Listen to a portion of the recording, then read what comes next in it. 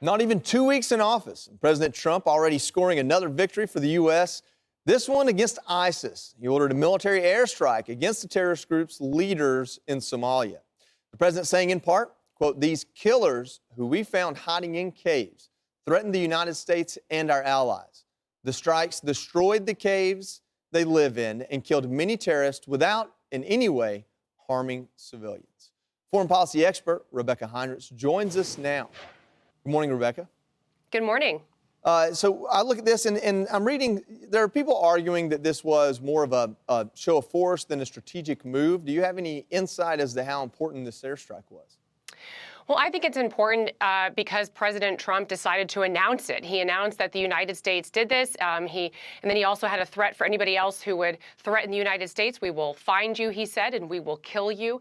And if you remember, Joey, during 2017, when President Trump came into office the first time, he designated down the authorities to military commanders to take out ISIS. He increased aerial bombings and uses of special forces. And the effect of that was the successful destruction of the ISIS caliphate within about a year, 95% of it. And so during the Biden administration, you've seen ISIS grow back. And so now the Trump administration has to come in, reestablish itself, get back in the game, and to say the United States is not going to tolerate this, and we're going to go back to destroying terrorists that threaten Americans. You know, I understand that ISIS as an entity has fingers all over the world, all over the region, in Africa and the Middle East, and they don't always get along. But it was ISIS-K that we're told orchestrated the attacks in 2021 at the air base. And then we have an ISIS group here in Somalia. We also have other groups in Somalia. We also have an ISIS-inspired attack in New Orleans. Is this kind of messaging that President Trump, hey, I destroyed the caliphate my first time around, I'm going to destroy all of you this time around? Are those things connected? Is this being his first military action? Is that because of what happened in New Orleans and what happened at the air base?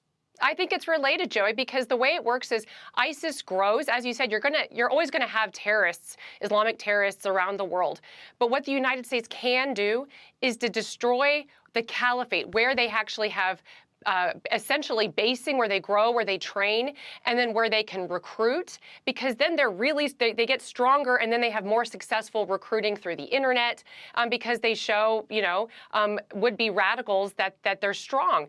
And so the United States needs to destroy those physical caliphates where they exist. You mentioned in Africa, under the Biden administration, Niger and Chad were two countries where the United States was conducting counterterrorism operations, and we were kicked out under the Biden administration. And so it's harder to do.